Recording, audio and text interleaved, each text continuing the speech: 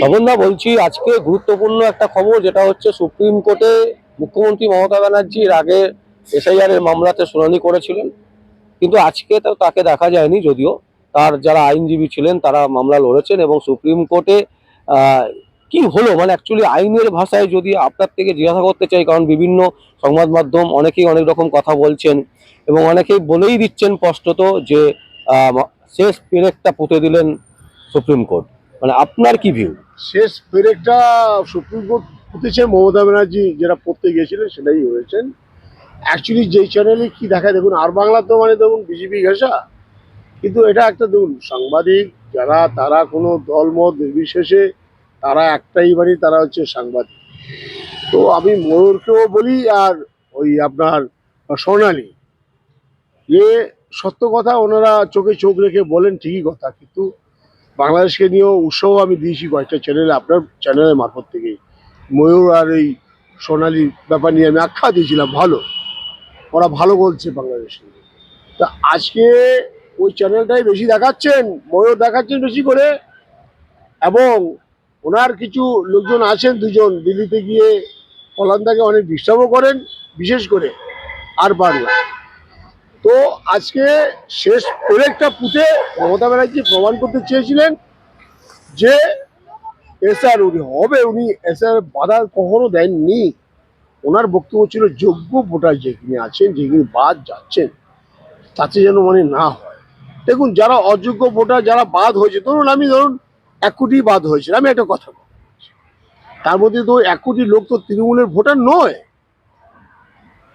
আপনারা এটা ভাববেন, আজকে মমতা ব্যানার্জি রাজ্যের মুখ্যমন্ত্রী, পুলিশ মন্ত্রী, উনি একজন আইনজীবী মানুষ, সবার প্রথম বিচক্ষণ নেই।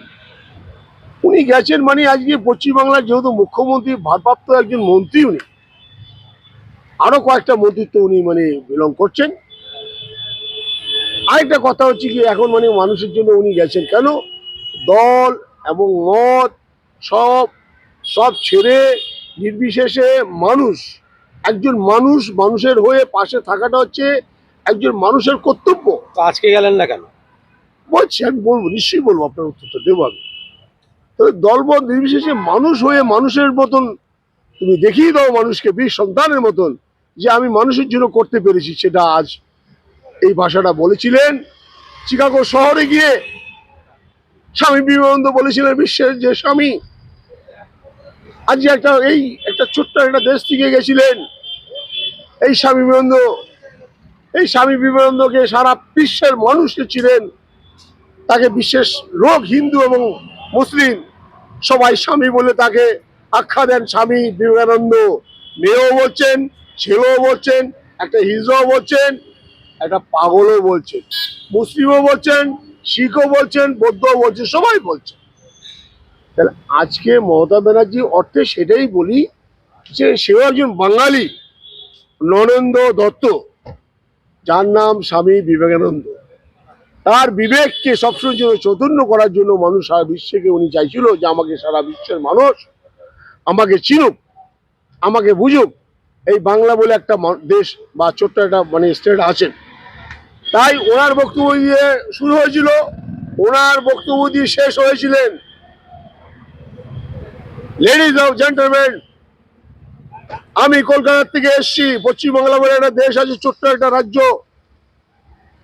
আজকে তার অনেক গল্প আছে, রাজার মেয়ের সঙ্গে তার মাঠে গিয়ে মানে তাকে ঢুকতে দিচ্ছিলেন না, অনেক কিছু ভেদ করে উনি গেছিলেন, রাজসভায় গিয়েছিলেন, বক্তব্য রেখেছিলেন। কিন্তু প্রশ্ন হচ্ছে, আজকে মমতা ব্যানার্জি ছিলেন না কেন? সেই বক্তব্য মানে উনি শুনেছেন, শোনার পর ওনারই বক্তব্য মানে বিবেকানন্দ বক্তব্য শেষ হলো, আর উনিও প্রথম থেকে আরম্ভ করে শেষ করলো ওনাকে দিয়ে, আর কারোর বক্তব্য শোনেনি।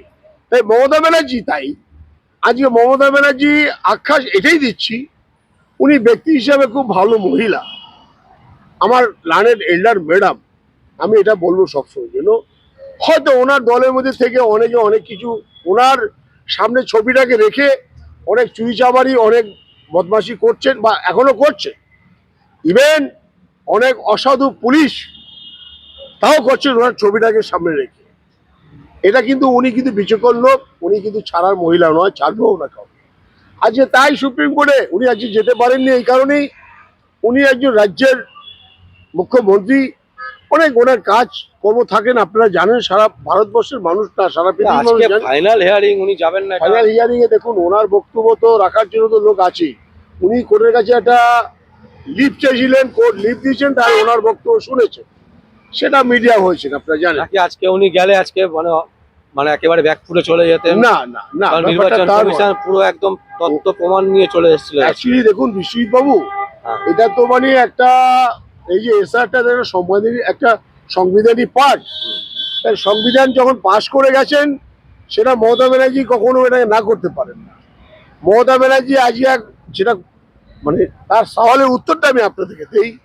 সুপ্রিম কোর্ট কি করলেন, ইলেকশন কমিশনারকে মানে হুঁশিয়ারি দিয়েছেন যে ওনার যে বক্তব্য, উনি এখানে ন্যায্য ভাবে মানে বিচার করি মানে ঠিক, উনি সবাই তো ওনার ভোটার নয়, উনি পশ্চিমবাংলার মানুষকে প্রোটেকশন দিতে মানে প্রোটেক্টেড করতে চাইছেন।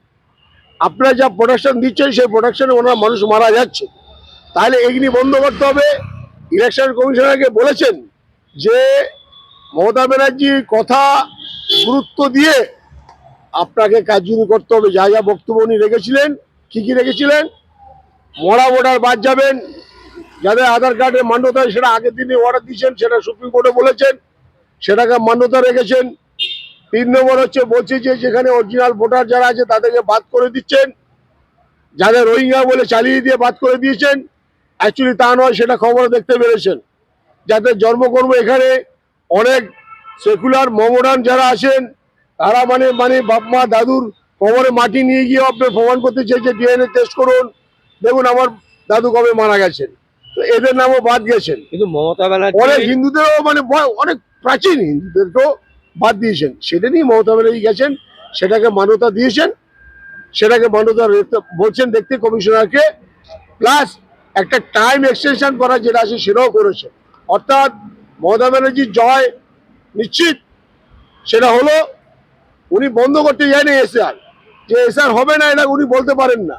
উনি একজন রাজ্যের মুখ্যমন্ত্রী, কেন করবেন? মমতা ব্যানার্জির একটা উদ্দেশ্য ছিল, তিনি চাইছিলেন যে 2024-এর ইলেকশনে যে ভোটার লিস্ট ইলেকশন হয়েছে সেই লিস্টেই তিনি চাইছিলেন ভোট করাতে, কিন্তু সেটা কিন্তু মান্যতা দিল না সুপ্রিম কোর্ট। না না না, এটা ব্যাপারটা, এটা অনেকে মানে কাকতরি কথাবার্তা, এগুলি কেউ মানে যদি বলে মনে মন গড়া কথাবার্তা। ওনার ধরুন আজকে 2024-এ যে চালটার দাম ছিল আজকে কেজি প্রতি 50 টাকা, আজকে 2026-এ গিয়ে সেই চালের কেজি প্রতি কি 50 টাকা আছে? সেটা অন্তত কমসে কম না হলে 60 থেকে 70 টাকা এক্সপেক্ট করেছেন। তো মমতা ব্যানার্জির কি ভোটার ছিল আগে, সেই ভোটগুলি ধরে রাখার জন্য সবাই চায়। দেখুন সেটা চালে তো হবে না, ওই চালের দামের মতন দাম বাড়বে, তাহলে মমতা ব্যানার্জি আরো ভোটের আশঙ্কা করছে যে আরো মানুষ মমতা ব্যানার্জিকে ভোট দেবেন। কিন্তু রাজ্যের বিভিন্ন চায়ের দোকানে ইতিমধ্যে আলোচনা শুরু হয়ে গেছে যে এবছরই শেষ, মানে 2026-এ মমতা ব্যানার্জির বিদায় নিশ্চিত।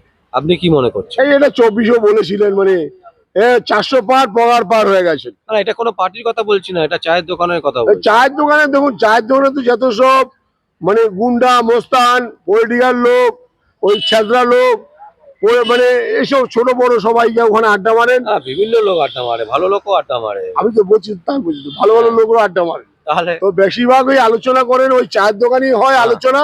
হ্যাঁ, এটা সংবিধানে বলেছেন, চায়ের দোকানে এই সমস্ত ওই কুটকোচারেরই কথাবার্তা, এর সমালোচনা ওর সমালোচনা একটু করেন, কিন্তু সেই সমালোচনা দিয়ে তো মানে সংবিধানে পাঠ চলবে না। সেটা সুপ্রিম কোর্ট মানে সেটা বহাল রেখেছে অর্ডার। আজকে মমতা ব্যানার্জিকে পশ্চিমবাংলার মানুষ যদি না চায়, উনি চলে যাবেন। আজকে মমতা ব্যানার্জিকে যদি ভালো কাজ করে থাকবেন, মমতা ব্যানার্জি যদি মানে যতই ভুল কাজ করুক, তাতে যদি আমি বলি মানে উনি ভালো কাজ করুক, আর আমি যদি বলি না উনি ভুল কাজ করেছেন, সেটা কি জনগণ মানবে? উনি যদি ভালো কাজ করে থাকেন, তাহলে আজকে মানুষ ওনাকে ফিরিয়ে নিয়ে আসবেন আবার 5 বছরের জন্য। কিন্তু আজকে সুপ্রিম কোর্টে যখন প্রথম গেছিলেন, মমতা ব্যানার্জি যখন গিয়ে সওয়াল করেছিলেন, তখন অভয়ের মা আর অভয়ের বাবা বলছেন, তাহলে আজকে আমার মেয়ের মামলাটা তাহলে সিএমকে করা উচিত, যেহেতু উনি একজন আইনজীবী। খুব ভালো প্রশ্ন, উত্তরটা আপনাদেরকে দিয়ে দিই। আমি আপনাদের চ্যানেলে, আপনাদের কাছে রেকর্ড আছেন, আপনারা চালিয়ে দেখিয়ে দিবেন। আমি অভয়ের বাবা মাকে না হলো অন্তত সেভারাল টাইম আপনার নিউজ 8-10টা চ্যানেল আমি বলেছি, তাহলে কেন বাবা এখন মানে বিজেপির পাওয়া ছাড়লে তুমি তুমি মানে সিআইডি কে চেলে না চেয়েই দেখতে, তুমি রাজ্যের পুলিশের প্রতি ভরসা করতে, তুমি না, একবার এখন চেয়েই যেহেতু দেখতে। দেখলো মমতা ব্যানার্জি নিজে গিয়ে মামলা করছে, ওই জন্য হয়তো আশা বেড়েছে যে ঠিক আছে মামলা যদি লড়ে। কিন্তু মমতা মমতা ব্যানার্জি ব্যানার্জি পরের দিন যে লড়বে না সেটা আবার কি করে ভাবতো? একটা কথা শুনবো, মমতা ব্যানার্জি লড়বে না এটা কখনো না, মমতা ব্যানার্জি আবার যাবে, যদি প্রয়োজন হয় আবার যাবে। কিন্তু আজকে ঘটনা তো তা একটা নয়, mic ছিল। আজকে উনি হয়তো কোনো পার্টির প্রোগ্রাম, সামনে ইলেকশন, হ্যাঁ, দেখুন ব্যস্ততার মধ্যে ওখানে তো- এসআইআর না হলে তো ইলেকশন হবে না, আপনিই বলেছেন। না না, এসআর সংবিধানের পার্টটা যে এই পার্টটা একটা হ্যাঁ। টাইম আছেন, হ্যাঁ, সেই টাইমের মধ্যে শেষ হবে এবার, হ্যাঁ, এবার হবে। আচ্ছা। কিন্তু ওই ফেব্রুয়ারি মাসে জানুয়ারি মাসে যেটা রব উঠেছিল হবে হবে হবে হবে, কিছু হবে না। আমি বলেছিলাম যে এই মানে সত্যি, এপ্রিলে ভোট হচ্ছে। এপ্রিলও হবে না, এপ্রিলও গিয়ে দেখবেন হবে না। এক মানে এক দফায় ভোট হবে বলছে নির্বাচন কমিশন। হয়েছে এক দফায় হোক দু দফায় হোক হবে, কিন্তু এপ্রিলও হবে না। মানে আপনি কি মনে করছেন এক দফায় হলে ভালো হবে না খারাপ হবে? না খারাপ মানে, এক দফা হলে মানে দেখুন মানে এত বড় একটা স্টেট না, হ্যাঁ। পারবেন না, কিন্তু এক দুই দফায় দফায় বা করবে তিন বলছে। দফায় করা উচিত। হুম। কিন্তু যে প্রশ্নটা আমি করলাম আপনাকে সেটা উত্তর দেই, আজকে ওর বাবা মা সত্যকে প্রমাণ করে দিলেন যে আমি যে কথাগুলি বলেছিলাম আপনার চ্যানেলে, যে আপনারা আমাদের কাছে আসুন, রাজ্যের পুলিশের উপর ডিপেন্ড করুন, সিআইডির উপর ডিপেন্ড করুন, মমতা ব্যানার্জির কাছে আসুন, বিচার না পেলে তখন আপনি বিরোধী গোষ্ঠীর কাছে যেতে পারতেন। আপনাকে এমন মানে পাম মারলেন, আপনি মেয়ের বিচারটাকে আপনি মানে ভুলে গেলেন পলিটিক্যাল ভাবে। আজকে কেন আপনি বলছেন, কেন বলছেন মমতা ব্যানার্জি তখন আপনি জানতেন না? আশা দেখেছে, না আশা উনি কি জানেন না? উনি একজন মানে কালচার অফ মানে ফ্যামিলি মানুষ, না, আমার বাবা মা মমতা অনেক ব্যানার্জি শিক্ষিত যে মানুষ। ভোটে গিয়ে এইভাবে মামলা লড়বে এটা তো কেউ জানে না। না করতেই পারেন একজন আমি ধরুন এখন যদি ইলেকশনে ধরুন আমি একজন বিধায়ক, আমি যে মামলা করতে পারবো না কোনো সংবিধানে পারে নেই এরকম আপনি বলেন। বলুন তৃণমূল কটা এবার মানে এই এখন যে পর্যায়ে দাঁড়িয়ে আছে এই পর্যায়ে মানে কটা বিধানসভা সিট পাবে? দেখুন একটা কথা বলি, এখন মানুষ জনগণ জনার্দন, হ্যাঁ। আশঙ্কা করতে পারে, আশায় মরে চাষায়। ভালো কাজ যদি মমতা ব্যানার্জি করে, তাতে আপনার আগে যা রেজাল্ট করেছিলেন তার থেকে ভালো রেজাল্ট এবার হবে। তবে একটা কথা শুনুন, বাস্তবকে আপনাদের মানতে হবে। আজকে মমতা ব্যানার্জি যেই কথাগুলি বলেন আর সেগুলি করেন, হয়তো 10টা বলেছেন 8টা করেছেন। মোদীকে প্রশ্ন করুন আপনারা গিয়ে চ্যানেলে, বা ওনার প্রতিনিধিকে, বা ওনার যে বড় মানে যে হাইড্রোজি যে আছেন তাকে বলুন না, ওই যে টাক মাথা ওকে বলুন না, অমিত শাহ বলুন না, রাজ্জাক সিংহে বলে, রাজ্জাক সিং কিন্তু মমতা ব্যানার্জি সম্বন্ধে ভালো কথা বলবে, কিন্তু অমিত শাহ বললে কিন্তু বলবে না। তারা কি না, আপনি করেছে? আগে কটা তারা কি seat একটা পাবে কথা দেখেছেন? মানে গতবারের থেকে ভালো পাবে বলছেন? গতবারের থেকে ভালো রেজাল্ট হবে, কারণ হচ্ছে কি দেখুন, মমতা ব্যানার্জি ওনার দলটাকে শুদ্ধিকরণ করছে।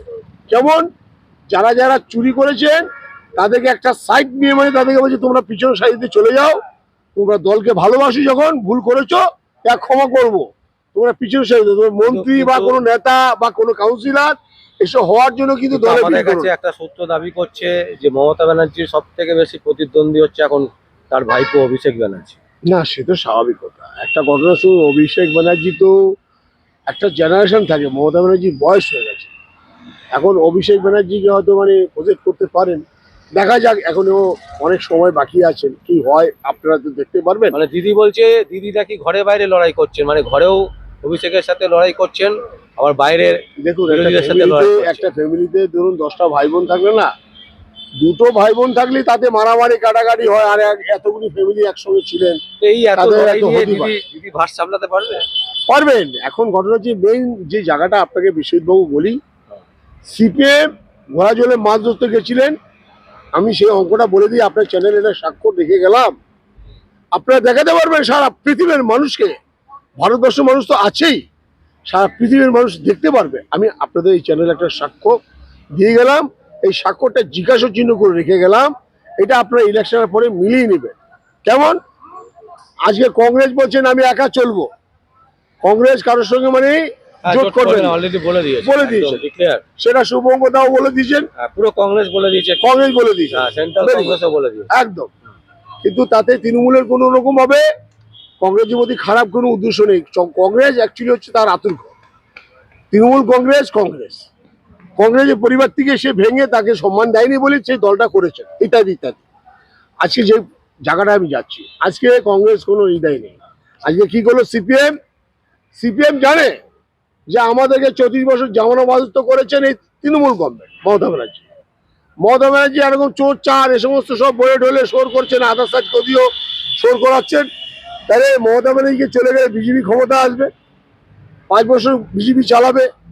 বিজেপি যখন চালাতে না পারবে তখন এই সিপিএম নাই, এই আরএসএস নাই, এই সেকুলার পার্টি যারা আছেন, আইএসএফ ফাইএসএফ, ওই ফিদ্দুগুল্লা, হুমায়ুন কবির, এরা সবাই মিলে রাস্তা হতে পারে কংগ্রেস চলে না, এলো। তখন না প্রতিবাদই করবেন, কংগ্রেস চলে এলো তখন কি হবে? বলছি করবেন তখন এই রাজ্যে, না এই রাজ্যের কথা বলছি। এই রাজ্যেই বলছি, কংগ্রেস যদি চলে আসতেই পারে। ও হতে পারে মেবি, কিন্তু মানে হওয়ার চান্সটা কম। মোদি যদি ধরুন এই রাজ্যে যদি মানে ধরুন মানে মুখ্যমন্ত্রী হলো ওনার কেউ, হ্যাঁ, তখন সিপিএম চাইছে যে 34 বছর আমাদের জামানো বাধ্য করেছে তৃণমূল, হ্যাঁ, তাহলে আমরা মানে বিজেপিকে সাপোর্ট করি, বিজেপি এবার আসবে 5 বছর মানে মানে গদিতে বসবে, তো সরানো যাবে না। তার মধ্যে সোচ্চার রাস্তা অবরোধ, কারখানা অবরোধ, অনেক কারখানা তো আগুন লাগিয়ে রেখেছে, লাল ঝান্ডা লাগিয়ে কারখানা একদম ঝান্ডা লাল বাতি জ্বালিয়ে দিয়েছেন। বাট কোম্পানির মতো একটা জায়গা, যে দক্ষিণারি বাট কোম্পানি, সেখানে প্লেনের পার্টস তৈরি হতো, সে এই লাল ঝান্ডা মেরে মানে ওই কারখানাকে ঠিক বন্ধ আছে, করে লাল ঝান্ডা তো এখন নেই। লাল ঝান্ডা বন্ধ করেছেন আপনি সিঙ্গুরটা, লাল ঝান্ডা বন্ধ করেছেন আপনার জানেন। সবচেয়ে বড় মানে আপনার অ্যাম্বাসাডার কোম্পানি হিম মোটর, ওই কোম্পানিটাও বন্ধ করেছে। তৃণমূল তাহলে কি করলো? 2011 সাল থেকে একটা দেখুন শিল্প আনতে একটা পারলো কথা না বলি, এটাও আপনার কথা মান্যতা দেব, ঠিক কথা বলেছেন। তাহলে যারা ব্যবসা করে এখান থেকে চলে গেছেন, যারা এত লাভ খেয়েছেন, তারা আসতে চাইছে না। মানে উনি এখানে বিশ্বাস করছে না মমতা ব্যানার্জির কত, কারণ সিপিএম করেছে চুন দেখে, এখন চুন খেয়ে গাল পড়েছে, ভয় লাগছে। মমতা ব্যানার্জির বিশ্বাসযোগ্যতা নেই বলছেন। মমতা ব্যানার্জিকে বিশ্বাস করতে চাইছে না যারা এখান থেকে চলে গেছেন। এই হিম মোটর চলে গেছে, হিম মোটর আবার আসবে, এখানে আসতে গেলে মানে যাদের মানে তাদের যে ইনফ্রাস্ট্রাকচার আছে, তাদের যে মানে রাজার কিছু দরকার হবে, সেই মেটেরিয়ালগুলি মানে তাদের কাছে দিতে গেলে এখন বহু লোককে টাকা দিতে হবে। তারা এখান থেকে ব্যাংক করে চলে গেছে। আচ্ছা টাটাকে এখানে মানে ঢুকতে দেয়নি সিপিএম, আজকে বড় বড় কথা বলছে। টাটাকে সিপিএম আনতে গেল, আপনি বলছেন সিপিএম না না না না না, কোথায় এনেছে দেখুন না। ওই হিটকো, আরে শুনুন, হিটকোর বড়বাবু আপনি জানেন না, মুখ বেঁকিয়ে চেকিয়ে হাত কাঁপিয়ে কথা বলে তাড়ালো টাটা। আরে না, ওই সিপিএম এর ওই যে হাত মান মানে কাঁপে মুখ করে নামটা বললেন মানে বুঝে নিন।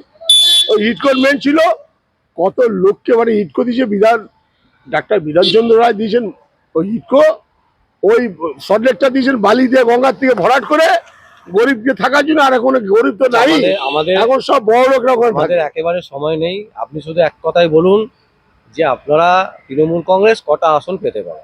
দেখুন বিধানসভায় কটা আসন পেতে? আমি একটা কথা বলি, তৃণমূল গভর্নমেন্ট একদম এক যা কথা। যা আগে পারফরমেন্স করেছে, আশা করা যায় তার থেকে অন্তত 2-1টা সিট বাড়বেন। কারণ বাড়বেন কি জানেন, মোদি যে সমস্ত কাজকর্মই করছেন না, এই খুব খারাপ। দেখুন একটা ভাইটাল কথা, এটা বলতেই হবে আপনাকে। আজ চিকেন নেকটাকে আজকে সারা ভারতবর্ষে না, সারা পৃথিবীর মানুষ এটা জানেন।